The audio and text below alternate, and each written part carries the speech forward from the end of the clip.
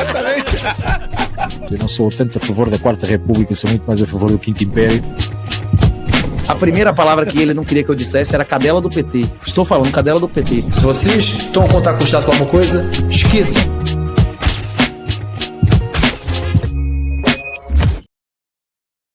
Como é que é, malta? Muito bem-vindos a mais um episódio. Epá, eu nem falei com o Luís, nem com o Bruno, nem com ninguém do Partido Libertário sobre o nome que ia dar a esta rúbrica. Sabes que nome é que eu dei a isto? Despertar Libertário. Eu não sei se vocês gostam ou não, mas foi o nome que eu lhe dei. Epá, eu ao ChatGPT perguntei e o gajo deu-me uma data de nomes e eu achei que era o mais engraçado. Mas se quiserem mudar, a gente muda. O que é que achas? Acham um bom nome ou não? Não, está excelente. Está ótimo, está ótimo. Ok. Como é que é? Está tudo a andar com vocês? Está tudo? Muito bem. Então, malta, sejam muito bem-vindos a mais um episódio. Hoje estou aqui com o Luís e com o Bruno do Partido Libertário para mais um Despertar Libertário. E hoje vamos falar aqui sobre uma série de temas, mas eu sei que o Luís está aqui muito ansioso porque ele está a precisar de uma consultoria. E já agora fica aqui o pedido publicamente, porque o Luís está a precisar desta consultoria fantástica por parte do Marcos Mendes para a internacionalização e a expansão da empresa do Luís. Portanto, atenção, o empresário pagou, mas já não se recordava que tinha pago. Atenção. Sim. Queres falar um bocadinho sobre esse caso? Não, eu acho que não. Tem vindo ao de cima uma data de notícias da participação, ou seja, de rendimentos de Marcos Mendes, que quase parecem um pouco surreais. Quer dizer, não são surreais, a gente já vai explicar porquê, mas que são absolutamente normais nesta economia intervencionada. Mas, basicamente, o empresário, Alberto Couto Alves, descobriu-se agora que durante 5 anos pagou 5 mil euros brutos ao Marcos Mendes, cerca de 300 mil euros durante 5 anos. Isto é uma das entidades. E ele já não se lembrava de quem que tinha pago essa avença a Marcos Mendes. E parece que servia para dar conselhos sobre países e análises de risco desses investimentos, ou seja, que ele ajudou à expansão internacional. Aparentemente ele já não se lembrava, esta gente tem dificuldade em lembrar-se, quer dizer, paga 5 mil euros a um consultor, mas pelos vistos esqueceu-se, mas quer dizer, nada disto espanta. Eu acho que devíamos fazer aqui um enquadramento e indo rápido. Vamos lá ver, a corrupção, quando existe no setor privado... Desculpa, Luís, desculpa. Acho que é importante realçar aqui o que é que Marcos Mendes faria, não é? Na tua empresa, porque foi isso que fez aqui na empresa deste senhor. Portanto, Alberto Couto Alves refere que o agora candidato presidencial dava apoio à internacionalização com conselhos sobre países e análises de risco desses investimentos, acrescentando que, além de Marcos Mendes, que conhece há muitos anos, contratou muitas outras pessoas para apoiar no processo de expansão de fora de Portugal. Ou seja, o Marcos Mendes certamente já tem muita experiência na expansão dos seus negócios internacionalmente, não é? Ele já esteve dentro de vários setores. Sim, Luís, eu mandei-te agora um link. Eu tenho a opinião do Marcos Mendes, a mesma que o velho Belmiro tinha sobre ele. Não sei se podes pôr isso na imagem. Marcos Mendes nem para porteiro da Sonai servia. Okay. Portanto,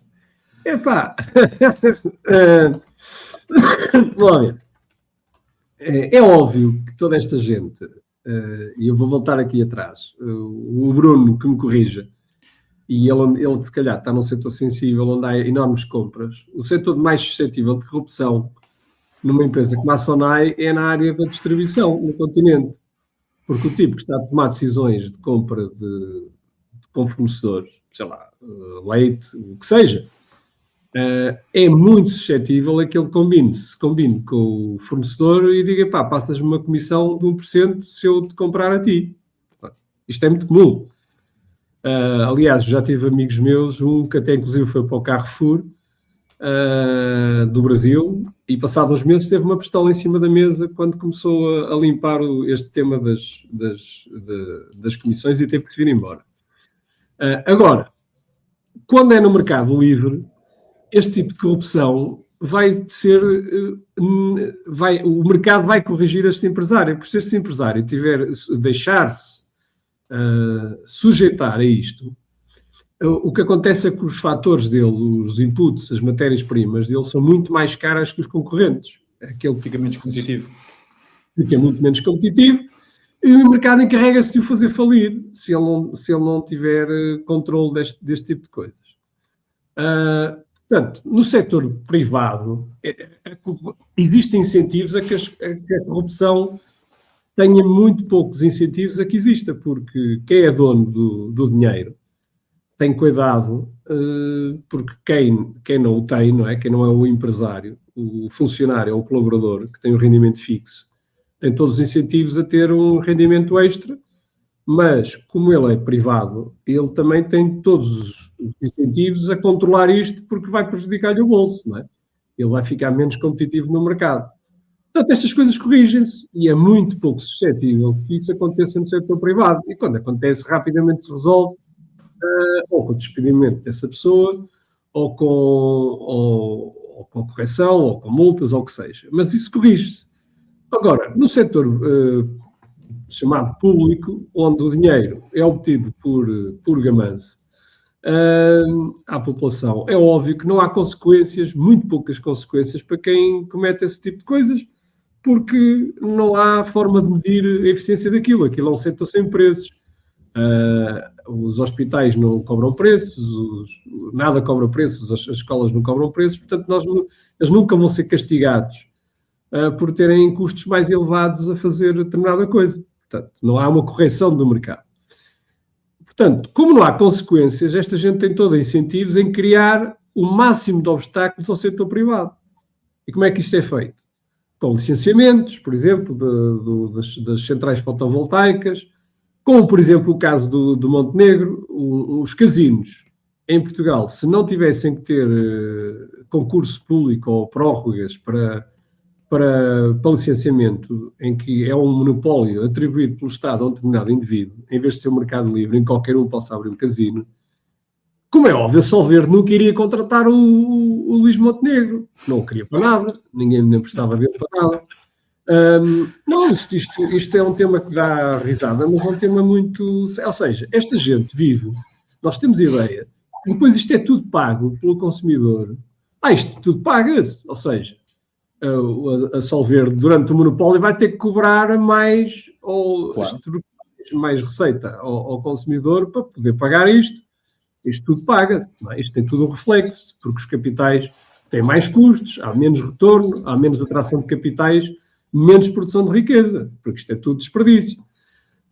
Agora, o que é que eu queria dizer com isto? Todo este intervencionismo, quando nós ouvimos eles dizerem é preciso que o Estado seja árbitro, regulador, toda esta conversa, quanto maior intervencionismo, quanto maior licenciamento, quanto maior regulação, maior o número de personagens que vai aparecer que abram portas, que é o que esta gente faz, que é o que o Drão Barroso fazia, que é o José Luís Arnold fazia, são indivíduos que têm agendas e que chegam ao empresário e facilitam ou no licenciamento, ou na resolução de casos de discussão de IVA, como foi agora no debate.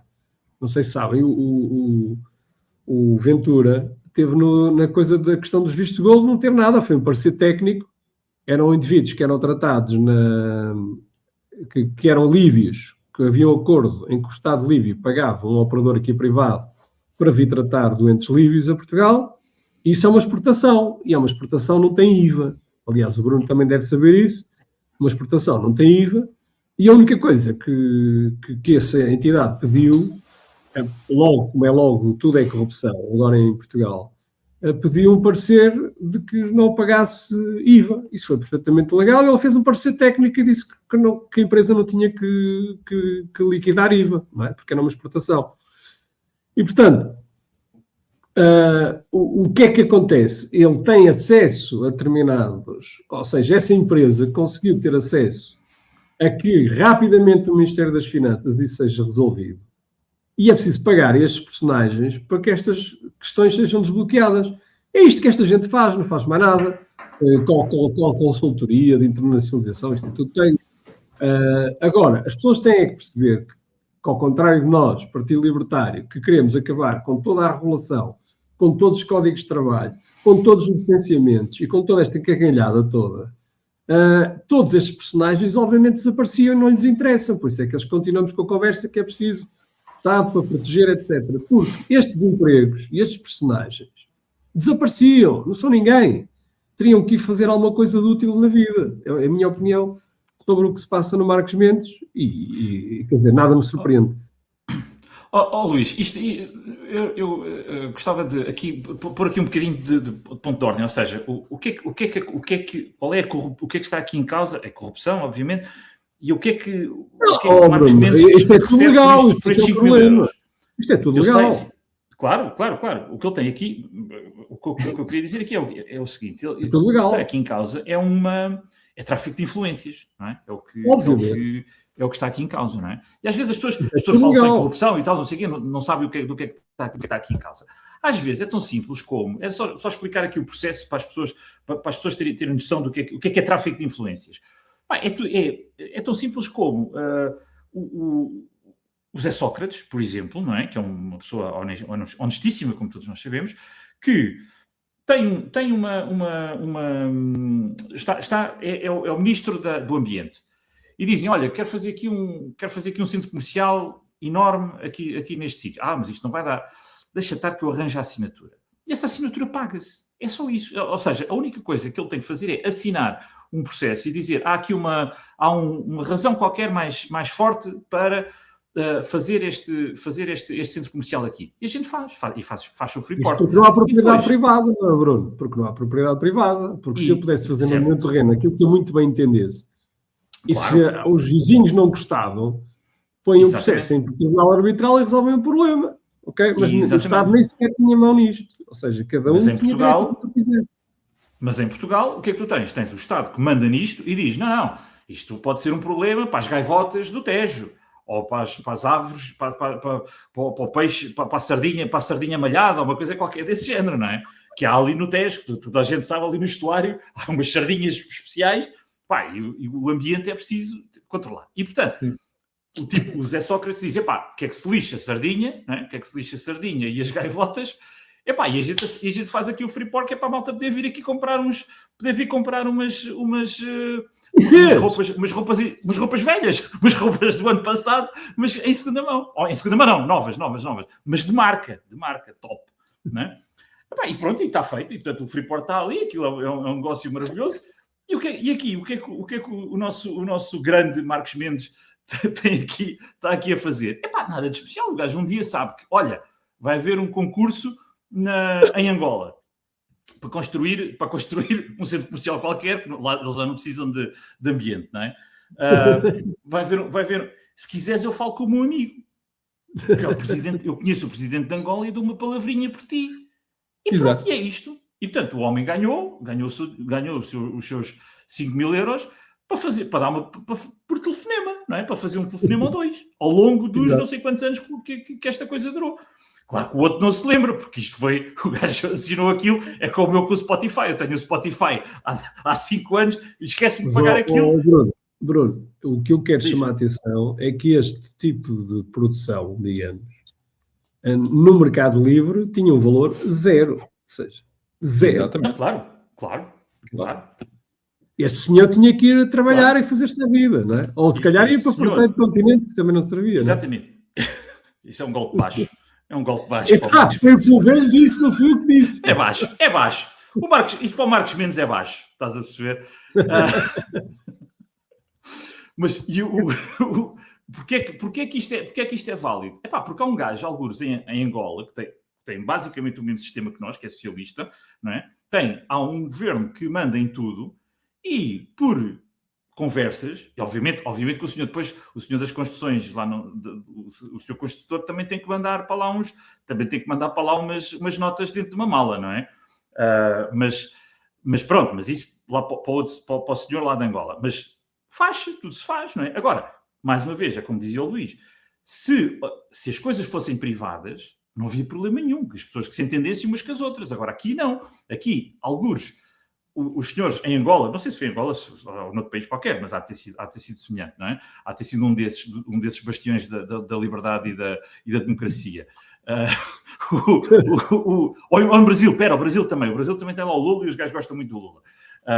E portanto, como é um Estado que manda em tudo, há um gajo apenas, há um gajo apenas que manda em tudo, não é? Porque se há um gajo que está lá em cima, há um gajo que manda em tudo. E agora, lá está, e o Marcos Mendes não vai tão para cima, não é? Porque é mais baixinho, mas o Marcos Mendes não vai lá tão para cima, mas também vai mandar em tudo. E, na verdade, o cargo de Presidente da República oficialmente não vale nada, não é? Porque tipo, não tem poder decisório, mas tem uma influência do caraças, não é? E essa que é a questão. Exatamente, é por isso que toda a gente quer ir para lá. Quantos candidatos é que já há? Já temos 10 ou não? Não sei, não tenho acompanhado. São muitos. Não tenho. São mais que as mães. Exato. Porquê? Porque obviamente interessa, não é? Há muito dinheirinho ali para ganhar. Muito dinheirinho. Mas agora deixa-me fazer aqui o contraponto, que é o seguinte, tu estás aí a falar, pode ser tudo privado, e que estes gajos iam ter de fazer, iam ter de ir trabalhar ou fazer outra coisa qualquer. Mas imagina, toda esta regulação e estes licenciamentos e esta burocracia, isto é para o bem de todos, isto é para o bem comum, isto é para o bem público. Sim. Se nós não tivermos, isto era uma selva, não é? Isto era a lei da selva. Portanto, é absolutamente necessário nós termos estas pessoas a dizer o que é que se pode fazer e o que é que não se pode fazer. Isso é um argumento que eles sempre usam. Não sei se já reparaste, que isso é um argumento do Chega, que é nós. Aliás, são todos que são contra o poder. Nós fomos para lá, não vamos fazer nada disto, vamos limpar a corrupção. Quando não percebem que a corrupção são incentivos, é a chamada teoria do agente, porque um funcionário público, ou um tipo que está na política, ou como a Marcos Mendes, não tem qualquer incentivo a produzir. A única coisa que ele tem todos os incentivos é em desviar, em obter vantagens, criando o máximo número de obstáculos ao privado. Quando tu crias uma data de obstáculos ao privado, seja regulação, seja licenciamento, seja o registro da sociedade, o que for, todos os obstáculos que estás a criar todos os incentivos a que surjam personagens destes, que tenham a agenda certa, os contactos certos e que consigam desbloquear os problemas.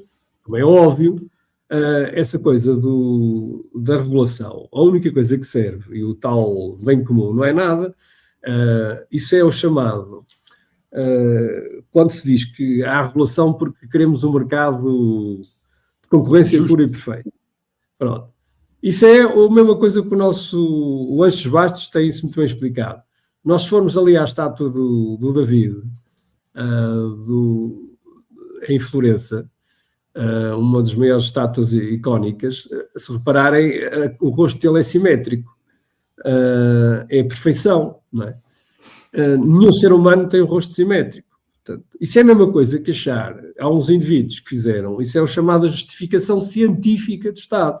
Nós tivemos primeiro a religião, depois tivemos o contrato social, e depois tivemos a justificação científica do Estado, que isso é o argumento da justificação científica, se nós precisamos do Estado para fazer um árbitro e tornar isto uma concorrência pura e perfeita, como se eles atingissem a perfeição no planeta. Claro que isso não existe. O mercado de concorrência pura e perfeita não existe. Isso não existe. Só na cabeça dele, alguém que fez uma coisa dessas em laboratório, da atomização de compradores e vendedores, perfeito conhecimento da informação, etc. Ou seja, só para começar, qualquer relação humana tem uma assimetria de informação. Quando nós vamos a um médico, que é outro dos aspectos que eles dizem que era a relação, o tipo conhece muito melhor os riscos de uma operação que me vai fazer e a probabilidade de que eu possa bater a bota do que eu. Quer dizer, eu estou a entrar no escuro. Portanto, a assimetria de informação existe em todas as relações. Claro que depois o mercado, ao contrário desses senhores, tem mecanismos para mitigar isso, mas é com o livre mercado, como por exemplo o caso do eBay, que funciona tudo sem quase calotes, porque há uma classificação dos compradores e vendedores e tudo funciona perfeitamente sem nenhum problema de cobrança, na maior parte das vezes, não há nenhum problema. Portanto, não precisamos de reguladores para nada. Isso é só uma forma de justificar, primeiro, um exército de fiscais e de polícias, e por isso é que hoje a nossa juventude, os gajos que estudam mais, se vocês hoje verem, toda a elite, praticamente, das faculdades está no Banco de Portugal e nos reguladores. É para onde eles querem ir. Porquê? Porque isso não tem risco e ainda lhe dão a função nobre, que é aquilo que acabaste de dizer, de que nós estamos aqui a lutar pelo bem comum. Nós não estamos a lutar pelo bem comum. Eles estão a garantir que se cria a maior quantidade de dificuldades possíveis aos privados para fazer negócio e que depois nós tenhamos que falar com o fulano A ou o fulano B para desbloquear um determinado problema. Seja no licenciamento, seja numa inspeção, seja no que for. Portanto, é estarmos nas mãos de personagens destes. Basta pegar no conceito que toda a gente tem, que tu para fazeres uma obra em Portugal podes contar uma obra de envergadura, não é mudar um quarto, mas para tu fazeres uma obra de raiz, tens à vontade pelo menos um ano antes de começar a fazer, seja o que for. Seja o que for, tu queres construir uma fábrica, uma coisa produtiva, não é? Queres construir uns escritórios, uma coisa qualquer, tens pelo menos um ano só de regulações. Será que essas regulações são mesmo precisas? Será que isso é mesmo para o bem comum? O que é que vai definir? Porque é que estar pintado ou ter o grau A de eficiência energética, por exemplo, vai melhorar o bem comum? O bem comum não existe, não é? Ou seja, se eu quiser comprar uma casa B, compro uma casa B. Vai ficar construído de uma maneira sem segurança nenhuma e a poluição e o ambiente. Mas se calhar. Tudo. Ou seja, basicamente, se não fosse isso, era o caos total. O caos total. Imagina, as pessoas começam a construir coisas à toa, não é? E depois fica tudo desorganizado. Nós precisamos do Estado para organizar e para regular as coisas como deve ser. Para ficar o que nós temos mais em Portugal são cidades organizadas, não é? E vê-se ao fim de 50 anos desta coisa que eles têm, não é? Que nos conseguiram impingir. Há 50 anos que temos construção desordenada em todo lado. As câmaras são mais uma vez, é uma corrupção brutal e, claro, que se entras com dinheiro por baixo, claro que as coisas acontecem mais depressa. E se conheces o Presidente da Câmara, melhor ainda, não é? Como é óbvio. Eu também já tive situações mas aí o problema não é do sistema. São as pessoas que estão lá dentro. Se a gente trocar as pessoas que estão lá dentro, as coisas já vão funcionar. Mas isso, como diz como diz o Luís, é o argumento do Chega. O Chega é aquela coisa... É o Partido Socialista de direita, não é? Diz, nós é que sabemos. Quer dizer, aliás, eles sabem todos, eles é que sabem todos, não é? Depois tens os da esquerda extrema, é que têm aquelas coisas muito malucas, vamos roubar aos ricos cada vez mais e não sei o quê, os ricos pagam a crise, essa porcaria toda. Mas os outros, os da direita socialista... Eles roubam com o bolso direito. Eles roubam com o bolso direito. Exatamente, roubam com o bolso direito. Eles acham que eles é que sabem, não é? E depois tens o Chega a fazer a medida mais socialista que pode haver, que é a única que eles ainda fizeram atualmente, acho eu, que é, vamos pôr as portagens grátis. Quer dizer, se as portagens são grátis, obviamente quem paga somos nós todos, não é? E, portanto, eu fiquei surpreendidíssimo. O ano passado fui não pagamos todos nós. Os funcionários públicos não pagam impostos. Vamos lá começar a falar as coisas corretamente. Há pagadores líquidos e receptores líquidos de impostos. Essa conversa do pagamos todos vão para aquela parte que o pagamos todos. Não. Pagam os pagadores líquidos de impostos. Que é uma minoria. Deve ser para um terço. É quem produz neste país. Deve ser para um terço do país. Um terço do país. Exatamente. Este ano fui lá acima ao Douro e fiquei surpreendidíssimo e super contente porque havia lá um pedaço de autoestrada que eu estava a pagar e eu não sabia e ninguém me tinha dito nada e aquilo é tudo grátis. Há uma série de autoestradas lá em cima no norte que são grátis e eu não sabia, mas fiquei contente por estar a ajudar as pessoas lá de cima, não é? Porque obviamente é para o bem comum daqueles lá em cima e ainda bem que eu fui lá em cima passar férias, porque assim pude tirar usufruto da minha autoestrada, que aquilo é meu, não é? Porquê? Exatamente. O Chega são socialistas, mas de direita.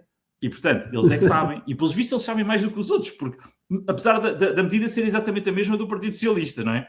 Mas, pronto, não se entende. Mas, ou seja, o Chega é um Partido Socialista, tem umas gravatas mais bonitas. E as gravatas vestem-se muito melhor do que os socialistas. Isso não há dúvida. Mas são socialistas na mesma. E acho que essa é a única diferença que há. Não é? Exato. Pois, não, eu ontem foi o debate do Coutrinho Figueiredo e do Ventura, e houve um momento onde o Ventura entrou no modo socialista e disse que tinha muito orgulho de ter, ele continua a ser funcionário público, mas que tinha trabalhado acho que nas finanças ou assim, e que tinha muito orgulho e tudo mais, e que e depois acusou o liberal, o suposto liberal, de querer despedir pessoas e essas coisas todas, e que ele não queria despedir ninguém. Portanto, ele não queria despedir nenhum funcionário público. Não é Claro, é socialista. É socialista. O salário dele sempre foi pago pelo saque do pote. E mais, e agora não é só não despedir ninguém, e acusou o liberal de querer despedir pessoas, e de querer uma selva, e de despedir, não querer saber das pessoas porque queria despedir e tudo mais, e também o aumento das reformas. Portanto, não chega só não despedir ninguém, vamos também aumentar as reformas, Claro. que, por sinal, e há uma coisa muito gira, que é a TSU é 34,65%. Ou seja, vamos confiscar ainda mais esse 1/3 que agora acabámos de falar, que é o que chama os novos todos, que não há novos todos. Ou seja, agora o que é preciso fazer é o 34,65% ainda não é suficiente, porque não vai dar, não é? Portanto, tem de ser para aí aos 50%, ou 75%, ou qualquer coisa. A gente tem de arranjar aqui uma maneira, não é? De conseguir aumentar as reformas e não despedir ninguém, e temos de conseguir manter. Isto é necessário. Pronto, isto é para o bem de todos, não é? Isto é para estarmos todos felizes e contentes, não é? Obviamente, Sim. obviamente, é preciso dizer que quando se aumentam reformas e quando se aumentam reformas, quer dizer, vamos lá ver, o Ventura está a concorrer para o Presidente da República. A Presidência da República não aumenta reformas, não é? É preciso deixar isto claro também já agora, não é? Portanto, ok. Mas ter uma pessoa na Presidência da República que quer aumentar reformas, o que é que isto compra? Votos, não é? Votos. Portanto, à custa de quem?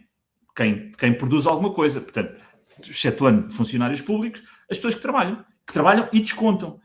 Porque há muita gente a trabalhar e não descontar, como é lógico, não é? Porque é a Vamos parar consequência... de chamar isso de desconto. É um imposto. Certo. Não é desconto nenhum. Tens razão. Porque senão, A podes ir língua... a levantar o dinheiro que descontaste, não é? Exato. Não podes. Exatamente. A única coisa que podes fazer é evitar pagar. Porque ir receber está aqui. Mas espera, mas a não ser que vais lá em cima ao norte e vais de Viseu à Vila Real, e aí já podes aproveitar os teus Aí já os teus podes impostos. aproveitar. Já podes Um aproveitar. serviço grátis. Chega, claro, chega, é magnânimo e dá-nos autoestrada. Aproveitar. Aliás, não, mas estás-te a rir, mas eu fiz aquilo 3 vezes, fiz aquilo 4 vezes. Era para ir só uma vez, não é? Mas aproveitei e fiz aquilo 4 vezes, para aproveitar, não é? Para aproveitar. Não, eu acho muito bem. Mas pronto, eu agora, eu não sei por onde é que vocês agora queriam levar isto, mas eu queria ir ao fundo da questão. Um tema para meter. Diz-lhe. Mas antes disso, continua. Depois o Bruno tinha um tema. Sim. Eu só queria ir mesmo ao fundo da questão, que é o seguinte. Eu acho que da esquerda à direita toda a gente está de acordo. Seja socialista de direita, seja socialista de esquerda, seja do bloco de esquerda, seja São todos socialistas. Mas estão todos de acordo numa questão, que é existe corrupção. Eu acho que ninguém, seja mais à esquerda ou mais à direita, que nega a existência de corrupção. São eles que a fazem. Claro que eles estão de acordo. São eles que a fazem. Mas como é que se resolve? Ou seja, como é que se resolve a corrupção? Como é que é mais possível impostos? Mais impostos. Mais fiscalização. Uma coisa. Luís, é muito simples. Quanto maior intervencionismo e despesa pública, portanto, receitas para o Estado, mais vai haver corrupção. É tão simples como isso. Quanto maior o pote, para este ano está previsto que as receitas do Estado vão ser 140 mil milhões de euros, o que dá 13 mil euros por cada português, mais ou menos. Não sei se as pessoas têm noção. Ali o Bruno, que tem lá 3 pessoas em casa, são 26, 46, são praticamente quase 50 mil, não é? Euros que ele tem que entregar ao Estado. Em média. Ou seja, as pessoas não têm noção porque pagam Segurança Social, paga o empregador paga 23,75, paga IRS, paga IVA, paga imposto na gasolina, paga a taxa do audiovisual na conta de eletricidade, paga taxas na eletricidade, no saneamento, paga IMI, paga IMT, paga na eletricidade, paga em tudo. Isso pagas aí. no café, pagas no café, Que, pagas em tudo o que tu compras. O que é que tu achas de impostos, não é? vai acontecer? Porque é que toda a gente quer ir para a política e a gente assiste a indivíduos que chegam a Lisboa maltrapilhos e saem de lá milionários? Porque o pote tem muita moeda para ir lá buscar. Por exemplo, vou-te dar um exemplo, que é tudo legal, como eu uma vez te disse, como aos julgamentos de Jesus Cristo, foi tudo legal, não houve nada ilegal naquele julgamento. Por exemplo, o Banco de Fomento, okay? Não sei se vocês conheciam o Banco de Fomento. O pote é tão grande que dá para fazer bancos, brincar ao banco. E então montaram o Banco de Fomento, que até agora praticamente não financiou nenhum projeto, mas já deu garantia de não sei quantos administradores, quantas assessorias jurídicas, ou seja, nós temos uma data de coisas onde esta gente se diverte, porque o maior drama deles, Luís, é aquilo passa para um pote, os gajos gamam 140 mil milhões e depois é tudo metralhas à volta a ver quem é que saca o pote. E há sempre maneiras criativas de tirar de lá. Por exemplo, financiamento dos partidos, por isso é que andam aí as avanças no ADN, por exemplo, o Banco de Fomento, vão lá ver quem é que prestou serviços de assessoria jurídica, é o desafio que eu te faço, basta ires ao relatório e contas do Banco de Fomento e vais lá ver os personagens que aparecem a dar consultoria. O que é que achas, assessoria jurídica? O que é que tu achas, como é que foi decidida essa assessoria jurídica? Achas que é uma empresa privada que vai tentar escolher o melhor advogado? Claro que não. Vai escolher os amigos e vão lá ver quais são os personagens que lá estão. Estão lá muita gente do PSD, garanto, que estão lá em assessoria jurídica. Portanto, isto para dizer o quê? Quanto maior o intervencionismo do Estado, quanto maior o licenciamento, quanto maior a regulação, quanto maior obstáculos é criado, quanto maior o número de reguladores, quanto maior o número de fiscais, quanto maior a receita do Estado, maior o número de impostos, mais existem incentivos a que apareçam corrupção, quer por malta desesperada para ir lá buscar o pote e meter no bolso deles, como é óbvio, quer por obstáculos ao setor privado para fazer extorsão ao setor, porque isto que eles fazem é extorsão a estes empresários. Estes empresários só conseguem desbloquear determinados negócios pagando a chantagem pura a estes personagens. Portanto, para resumir, quanto menos receita e despesa pública tiveres e quanto menos intervencionismo tiveres, a corrupção é um fenómeno que desaparece. A corrupção só existe porque a despesa pública em Portugal não para de subir. O intervencionismo do Estado nas nossas vidas não para de subir. E, portanto, tu não vês nenhum partido a propor a alteração disto. Nem de um corte radical na despesa, nem de um corte radical nas regulações e no intervencionismo nos licenciamentos, etc. Não vês? Porquê? Porque o emprego deles, de parasita, que não estão a produzir nada, ia desaparecer. E, portanto, isso é tudo conversa para fazer dormir o boi, como dizem nos brasileiros. Luís, deixa-me contar aqui, eu a ti já te contei, mas vou aproveitar para vos dar a conhecer o famoso EUDR, que ninguém sabe o que é, mas isto para mim é um drama e acho que tem estado envolvido e que vem exatamente a propósito do que o Luís está a dizer. O EUDR é um regulamento que a União Europeia criou há 2 anos atrás, que ninguém ouviu falar daquilo, obviamente, ninguém sabe o que é aquilo, que é suposto ser contra a desflorestação. Ou seja, a União Europeia decidiu, magnanimamente, porque nós aqui somos maravilhosos e somos os maiores, moralmente somos o maior bloco à face da Terra, decidimos que não queremos comer café, chocolate, cacau, palma, soja, carne de vaca, que tenha sido plantada em sítios onde antes era floresta, onde até 2020 era floresta. Isto parece uma coisa boa, não é? As pessoas todos nós estamos de acordo com isto. Isto é maravilhoso. Epá, ainda bem que alguém se preocupa com isto. Bom, o que é que a União Europeia decidiu fazer? Vamos criar aqui uma coisa simples, em que vamos tirar fotografias de satélite ao mundo todo, a todas as florestas, e vamos ver e vamos dizer, olha, na Indonésia, onde os gajos estão a plantar palma, onde há um senhor que tem um pedaço de terra que era floresta, planta palma e o resto era floresta. E o senhor decidiu, entretanto, mandar aquilo abaixo. Para plantar e para ganhar dinheiro, não é? Para fazer, para produzir. E a União Europeia diz, não pode ser. Só podemos receber palma que foi feito do lado que não era floresta. Porque do outro lado recusamos a receber. Como é que faz isto?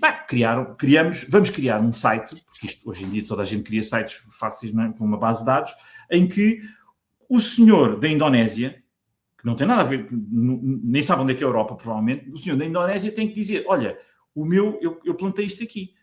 E assina um papel a dizer, eu plantei isto deste lado e não deste lado. Esse senhor manda o papel.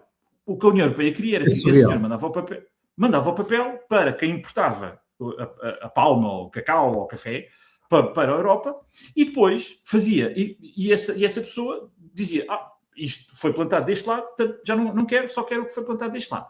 Não sei se vocês estão a perceber o que é que significa. O que é que isso significa? Isto é de uma insanidade. Não te parece que esse senhor... isto é uma questão. Não te parece que esse senhor da Indonésia é um bandido por querer... matar as pessoas todas. Acabar com a floresta, e os orangotangos, e o caraças, e as vespas, não é? Claro que sim, claro que é um bandido por querer usar a sua própria propriedade para fazer o que o país não entende. Não é? É um bandido. Não, aqui entre nós, ele está-se a borrifar para nós. A única coisa que ele diz é, vocês não querem, eu vou vender isto para os Estados Unidos, vendo para a China, vendo para os Estados Unidos, vendo para onde me apetecer. Vocês vão bardar merda. E portanto, o que é que acontece? Mas a União Europeia criou aqui um sistema muito bom, em que quem consegue arranjar, porque alguém tem que porque nós temos que, de repente, não se podia comprar, não se podia comprar estas coisas, e portanto, a União Europeia, o que é que a União Europeia faz? As pessoas dizem, mas eu preciso de comprar, portanto, preciso que vocês façam isso, e eles dizem, então também pagas mais caro. Portanto, se vocês já viram os preços do cacau, do café e tudo mais de alimentar a subir, uma das razões é esta, é o ODR, porque tudo o que está a ser comprado para a União Europeia mais uma vez, cacau, café, palma, soja, óleos, gorduras, vocês não imaginam a quantidade de comida que leva palma, que leva soja, por aí fora. Madeira, até carne do Brasil, que não pode ser alimentada com a soja que tenha sido desflorestada, fica mais caro. Porque é óbvio, não é? Porque estamos a pedir às pessoas para fazerem mais qualquer coisa, não é? Que é preencher os papéis. Não contentes com isto, o que é que acontecia a seguir? É que toda a cadeia de abastecimento até ao consumidor final tinha que controlar os papéis que o importador tinha feito, e depois a seguir, os outros a seguir também têm que controlar que o outro a seguir controlou, e por aí fora. Ou seja, uma trabalheira brutal. Tudo isto com risco de pagar uma multa de até 1/3 das vendas anuais. Era o valor da multa. E agora, punchline.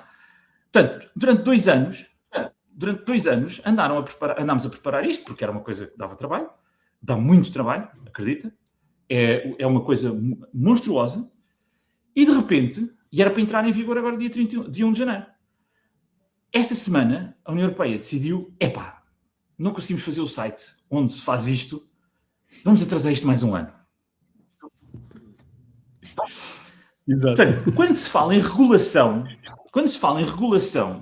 é isto que eu quero dizer. Ou seja, a regulação serve para arranjar meia dúzia de empregos muito extraordinariamente bem pagos para não é meia dúzia, para ficar bem regulado, tem que ser bem pago, para ficar bem... Exato, tem que ficar bem regulado. Para umas centenas largas de pessoas, e há muito dinheiro a ser distribuído, e obviamente depois esse dinheiro volta a quem não produzem rigorosamente nada, porque durante 2 anos há milhares de pessoas, houve milhares de pessoas na União Europeia que não fizeram mais nada senão trabalhar para esta porcaria, e o resultado prático, neste momento, é absolutamente zero.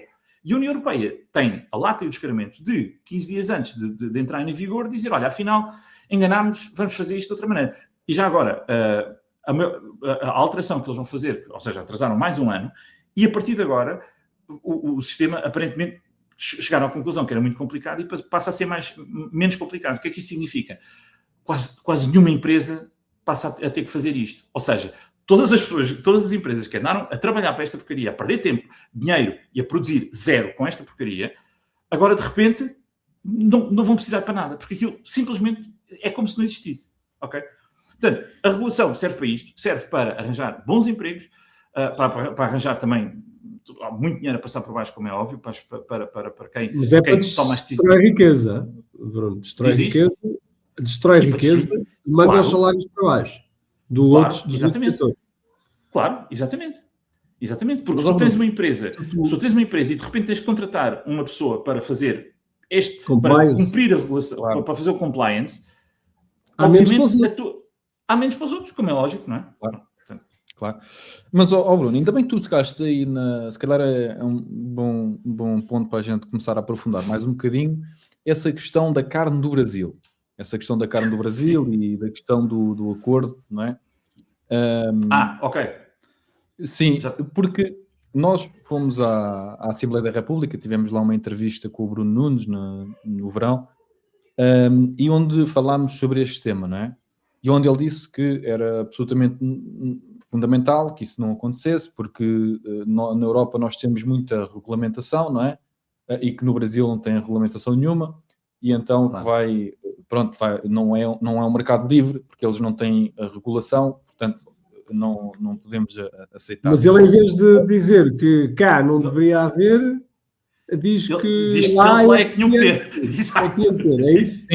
Sim, ou seja, o problema não é a regulação cá, o problema é a falta de regulação lá.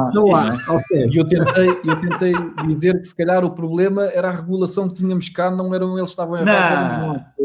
A regulação cá é para o bem comum, pá. A regulação é cá é para o bem comum. E depois ele disse-me uma coisa que foi, disse assim, mas o mais extraordinário é que o continente que praticamente construiu a civilização mundial, estão-nos hoje em dia a passar todos os dias atestados de incompetência. Já reparaste que não conseguimos ser competitivos com ninguém. Qualquer coisa que nos abram as fronteiras, fica tudo no estado de pânico. É um perigo. Os carros, é um perigo.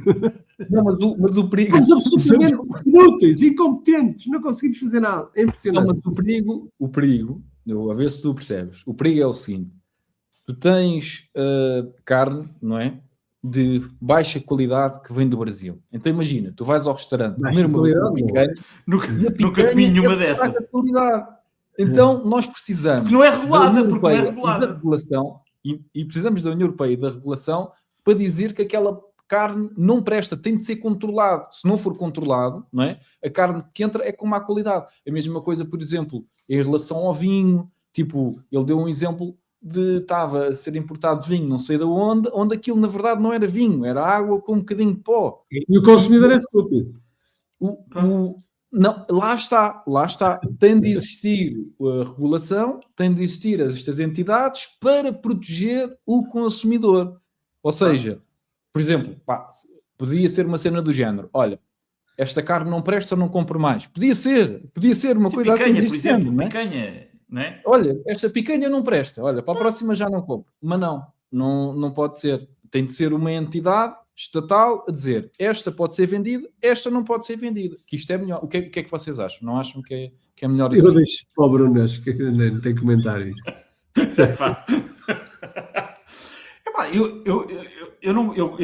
O que vale é que eu não gosto de picanha, porque de facto é uma carne de péssima qualidade. E normalmente, quando eu vou a um restaurante brasileiro para comer carnes. Boa picanha. Desculpa lá que te diga. Boa picanha. Não. Depende da picanha que compras. Não, era o que eu estava a dizer. Eu normalmente, quando vou a um restaurante brasileiro, quando vou a restaurantes brasileiros, eles dizem-me sempre que era a carne da América do Sul ou europeia. Eu peço sempre europeia, porque sei que aquela está regulada, estás a perceber? sei que aquela, por exemplo, não contribuiu para o aquecimento global. E isto é muito importante, são coisas importantíssimas, porque deram as cenas às vacas, para as vacas gases, estás a ver? Para as gases. E eu prefiro, não é? Prefiro comer carne europeia do que comer carne brasileira, que aquilo é alimentado. Eles andam lá a comer os bichos, andam lá lá a comer bichos e não sei o quê. Aquilo não serve para nada. Aquilo tem que lhe dar aquelas coisinhas pequeninas de carne, sabes? Como se dá aos cães. Sim. Não é? Sim, Comida como deve ser. Isso é que as vacas devem comer. Comida essa também regulada, como deve ser. Claro, as coisas têm que estar todas reguladas, pá. Exato. Sim. Portanto, eu não gosto de carne, eu não gosto de comer carne, não gosto de carne sul-americana, por isso não é regulado. Vê-se logo, mas vê-se logo. Não, ver, Luís, tu vem cheio de disseste... sangue, o caralho, vem cheio de sangue. Tu vais a um restaurante e aquilo vem cheio de sangue. Aquilo não pode estar bom, pá. Aquilo é a justificação dos empregos deles. O vinho também tem de ter... O vinho, por exemplo, não é? Eu não sei do vosso meio, mas é muito comum aqui no meu meio, as pessoas têm, uma pequena vindima, uma pequena horta, uma pequena quinta, coisas pequenas, coisas que às vezes, normalmente, o que as pessoas fazem faz a vindima e a maioria do vinho vai ficar para consumo, se calhar vende-se qualquer coisa para ajudar para o custo, mas pronto, são coisas pequenitas, não é? Só que, imagina, a malta não bebe esse vinho. A malta não bebe, porquê? Porque aquilo não teve a aprovação, não teve lá o selo. Ou seja, é perigoso. Fica para limpezas. Aquilo é um perigo, porque, não é? Não, Luís, é para uma coisa, é que aquilo não vai entrar, não vai haver ali a mão do parasita a levar uma parte da transação, estás a perceber? É que esses diziam ali ao mercado, vendiam aquilo com notas e não havia o parasita lá a meter a mão no meio. Esse é que é o problema deles. Exato, mas isso é um mercado paralelo que nós temos de combater. Esse mercado horrível que são bandidos.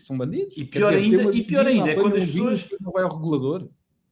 Pois, e pior ainda é quando as pessoas não regulam o seu vinho e depois ainda por cima não o vendem, trocam. Isso ainda é pior, não é? Porque é tipo, olha, eu dou-te uns ovos e tu dás-me vinho. Não? Então e o IVA? Não é? Como é que a gente depois constrói as estradas? Não pode. Não é? E os hospitais. E os hospitais. Exatamente. Portanto, o gajo não pode ser, as pessoas não podem fazer isso. Isso é ilegal, já se sabe. Mas vamos falando um bocadinho mais a sério sobre essa questão do mercado, desse Mercosul, ou como queiram chamar. Tinhas falado, Bruno, antes de nós começarmos a gravar, aprofundar um bocadinho mais sobre o que é que está a acontecer em relação a isso. O que é que acontece?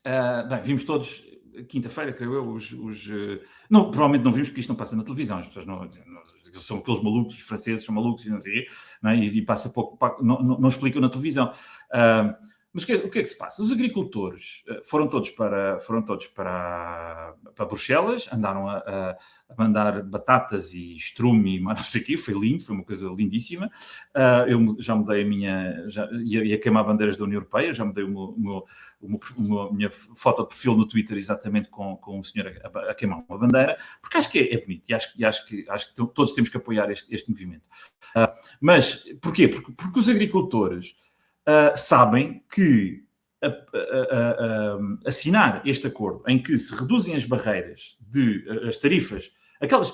Lembra-se quando o Trump fez aquelas tarifas e toda a gente falava que as tarifas eram muito mais? A nossa super presidenta, a dona Úrsula, disse as tarifas são uma coisa péssima, horrível, não é? Não gostamos nada disto. Esqueceu-se que nós temos muitas tarifas, a União Europeia tem muitas tarifas em todo lado. Porquê? Porque é a única maneira de nós nos protegermos dos malucos que produzem sem regulação. Ou seja, não é? Um país que não regula a sua agricultura, ora aí estão, lindos todos eles, um país que não regula a sua agricultura, muito simplesmente tem produtos mais baratos. É isto, não é? Portanto, se tu não perdes, não gastas dinheiro, tempo, seja o que for, a regular a tua produção, seja pelos pesticidas, seja para dar às vacas o medicamento para elas não terem gases, todas estas insanidades que nos obrigam a fazer na União Europeia, se tu não fizeres isto, o teu produto é mais barato. E, portanto, o produto que vem da América do Sul. O que está aqui em causa é reduzir as tarifas e deixar que a América do Sul nos envie mais produtos mais baratos. Ora, se as maçãs ou a carne, ou seja o que for, vierem da América do Sul, quando chegar cá e chegarem cá mais baratas, as maçãs, as batatas, a carne europeia não vai ser competitiva. Tal como hoje em dia não é competitivo, sei lá, os carros elétricos, por exemplo, não é? Nós não conseguimos ser competitivos em nada, como o Luís acabou de dizer. Não conseguimos ser competitivos. Porquê? Porque temos demasiada regulação. Porque tudo e mais alguma coisa é regulado. E impostos, exato. E a regulação pode ser entendida do ponto de vista de o produto tem que sair assim ou assado, ou tens que fazer mais não sei o quê, mas como também os impostos, ou seja, o nível de impostos que nós temos vai impactar diretamente também nos custos, no custo final do produto, pelo menos ao preço a que ele sai. E, portanto, os agricultores, obviamente, sabem que isto para eles é uma tragédia. É uma absoluta tragédia. E não deixa de ser, e é tristemente poético, que eles estejam a fazer isto no dia em que, de repente, estão a inventar dinheiro para mandar para a Ucrânia para matar pessoas. Estão a financiar a morte de pessoas, não é? E depois dizem coisas absolutamente idiotas e inacreditáveis, uma dissonância absoluta, a dizer, não, nós queremos que a guerra acabe, por isso vamos continuar a financiá-la. Isto é de gente doida, não é? Isto acho que foi o gajo da Alemanha que disse isto. É de gente doida, é de gente completamente louca, que não sabe o que é que está a dizer. E as pessoas... o bolso deles... Isso eu não concordo, Bruno. O bolso deles, eles estão a protegê-lo bem. Desculpa lá. Claro. Eu não tenho as dúvidas que agora, depois dos 90 bilhões que vão para a Ucrânia, de repente vai toda a gente começar a fazer viagens a Kiev de comboio e a trazer malas lá. A buscar a mala, não é? Porque é que esta gente faz estas viagens? Porque é que está tudo a ir para Kiev? Nunca ninguém se perguntou. O que é que eles vão fazer a Kiev? Será a galinha? Vão comer frango? Frango Kiev? O que é que eles vão lá todos fazer? Um sítio está em guerra, não é? E eles vão para lá. Vão para lá buscar o deles. É lindo. Kiev é lindo. Pois, exato, deve ser. Kiev é lindo. E portanto, isto para dizer, a União Europeia, e nós afastamos muito da União Europeia, porque achamos que não temos noção do que é que se passa por lá. Estes gajos dão-nos completamente cabo da nossa vida. Nós somos hiperdependentes da União Europeia, porque se não fosse o dinheiro da União Europeia, este país estava falido, e já tinha falido há mais tempo, e se calhar, entre tantas coisas, resolviam-se. Bruno, eu isso não concordo com a história de que nós estávamos falidos. Isso é tudo conversa também. O que está a acontecer é que são determinadas elites, classe política, grandes empresas, que são profissionais, e muita gente no setor público, profissionais de sacar subsídios. Agora, a população portuguesa não beneficia nada disto. A população não beneficia pelo contrário. Sim. Não beneficia nada disto. Primeiro, paga com língua de pau. Como é que achas que vai ser pago esse empréstimo de 90 mil milhões à Ucrânia quando o pessoal não tem um cêntimo? Estão falidos. Vai ser por inflação. Claro. Alguém vai ter que... Porque a União Europeia o que vai fazer é dívida mutualizada. Vai emitir obrigações nos mercados em nome de todos os Estados. Aparentemente parece que a Hungria, a República Checa e a Eslovénia e a Eslováquia não entraram na palhaçada. Não é? Exato. Vocês não estranham que os nossos políticos estejam sempre de amém a tudo. Amém a tudo. O nosso Bloco Central, amém a tudo. Porque devem estar a receber algum incentivo para estarem tão calados. Okay? Aliás, é como aquele senhor liberal de que há bocado se falava, não é? Aquele senhor liberal que... Estarem tão entusiasmados com isto. Portanto, isto vai ser pago com a emissão de obrigações e o Banco Central Europeu vai comprar muito provavelmente, indiretamente, todo este papel e isto vai ser pago por inflação. Ou seja, os portugueses vão pagar isto por inflação. É assim que estes senhores mandam para lá mais dinheiro. Portanto, não é do bolso deles, não é de ninguém, é sempre da população. Mas, se isto depois correr para o torto, que é o que vai correr, muito provavelmente, porque A Rússia, obviamente, vai ganhar a guerra e quem nos está informado sabe que a derrota da Ucrânia é já neste momento total, nem há sequer discussão de quem é que vai ser o vencedor desta contenda. É óbvio que nunca vai pagar reparações de guerra e quem vai pagar isso vão ser novamente o Zé Povo, via inflação e via impostos, vão pagar tudo com o pau. Portanto, isto é tudo uma conversa desta gente, isto é tudo, eles não são doidos, eles estão a arruinar-nos para encherem os bolsos, que é o que o Bruno está a dizer, que nos próximos meses vai voltar a haver as excursões para Kiev, que eu nunca percebi o que é que eles vão lá fazer. A excursão para Kiev vai continuar. Vão lá ir de comboio, a dar umas palmadinhas, etc. A gente sabe para quê. Porque esta gente não quer, porque se isto desaba e a guerra para, eles passaram numa PSYOP que foi do Covid, onde encheram todos os bolsos com as farmacêuticas e com as máscaras. Depois a seguir tiveram a PSYOP da Ucrânia para continuar a encher os bolsos deles com o dinheiro e com as ajudas que ia para a Ucrânia. E agora, como estão falidos, estavam num ato de desespero a tentar roubar os ativos russos. Tudo num ato de desespero. Exatamente. A tentarem, mais uma vez, prolongar isto.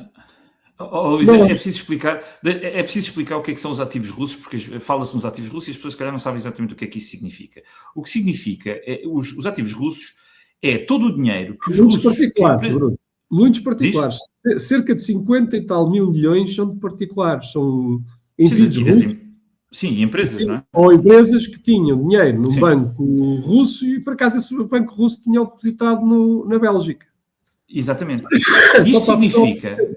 Isto significa que estas pessoas, estes que mandam na União Europeia, o que eles querem fazer é ir ao banco, roubar o dinheiro que lá está depositado para benefício próprio. E dizer, não, olha, estas contas aqui, vamos tirar o dinheiro daqui. Ou seja, o que é que se fazem isto à Rússia, o que é que os impede de fazer a mesma coisa a Portugal? Aos meus depósitos, não é? Se eu tenho dinheiro no banco, e o que é que os impede? Porque isto é daquelas coisas. A Suíça era a banca mais famosa em todo o mundo, exatamente porque era sagrado. O dinheiro que estava depositado, ou que estivesse depositado, é absolutamente sagrado. Aqui não é sagrado, aqui acabou-se a santidade do depósito, da confiança de dizer este dinheiro está aqui e ninguém vai mexer, porque a partir daqui quem quiser, é à vontadinha, não é? É só levantar o rabo e agir. Bruno, não é só essa a gravidade. Esta gente quer acabar a guerra. Isto é claramente um ato de guerra, porque é roubar um dos lados que está em guerra para dar ao outro lado. Claro. Isto é um ato de guerra. Exato, é tomar definitivamente um partido de um dos lados da guerra. É um ato de guerra. E, portanto, eles começam as consequências do que estão a fazer. Ou queriam deliberadamente que nós fizéssemos uma declaração de guerra à Rússia, porque isto era uma declaração de guerra. Isto era a mesma coisa. Eu roubar um dos lados para dar ao outro. É para as pessoas terem noção disso. Portanto, nós, no Partido Libertário, só para aqui terminar, defendemos um referendo para urgentemente sairmos da União Europeia. Quanto mais depressa sairmos disto, melhor. Certo.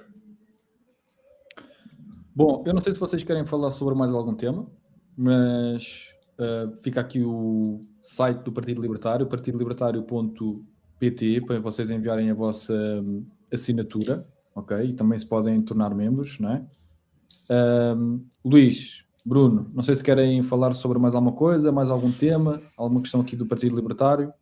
Deixa o Bruno para rematar. Dizer que estamos a retomar o processo de recolha de assinaturas 100% online. Através de chave móvel digital. Nós sabemos que é uma chatice e que estamos a dar a nossa informação ao banco, ao sistema, etc, mas é a única maneira que há de fazer isto de uma forma digital. Os candidatos a presidente agora tiveram um site da Comissão Nacional de Eleições, creio eu, que onde as pessoas podiam fazer a assinatura. O que nós estamos a fazer é basicamente o mesmo, é recolher as assinaturas. Neste caso tem que ser de uma forma um bocadinho menos fácil, porque é através de um PDF, é um bocadinho mais elaborado, mas é a única maneira que temos de fazer isto.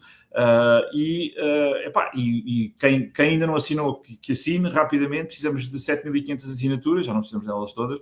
Precisamos de fazer as assinaturas para finalmente podermos dar início ao Partido Libertário e ter uma voz. Muitas vezes há muita gente que diz: o Partido Libertário isso não faz sentido nenhum porque somos contra o Estado. Pois não, somos, claro que sim, mas a única maneira de lutar contra o Estado é com as mesmas regras, não é? Ou seja, tirando outras hipóteses que também não estamos para aí virados, de facto com as armas que o Estado nos dá que temos que lutar, e estas são as armas. É um processo que já está atrasado, já tem muitos anos de atraso, mas que queremos avançar com ele rapidamente, e em 2026 tenho a certeza que vamos conseguir as assinaturas finalmente.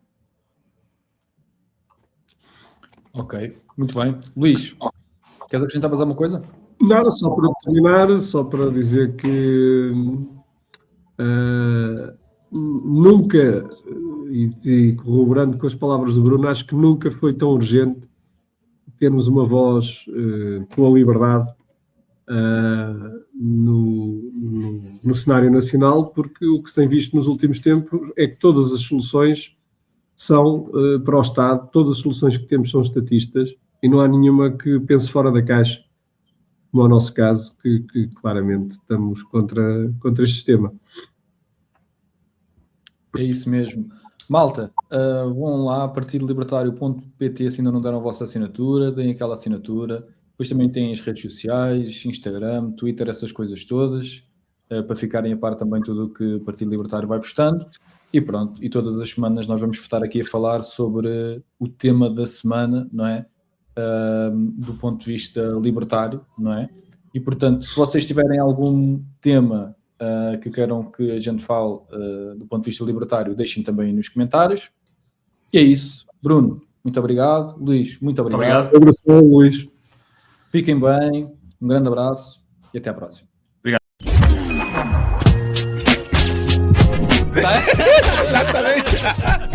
Eu não sou tanto a favor da Quarta República, sou muito mais a favor do Quinto Império. A primeira palavra que ele não queria que eu dissesse era cadela do PT. Estou falando cadela do PT. Se vocês estão a contar com o Estado para alguma coisa, esqueçam. Só não se esqueçam que a ignorância é uma deles, a sapiência é nossa.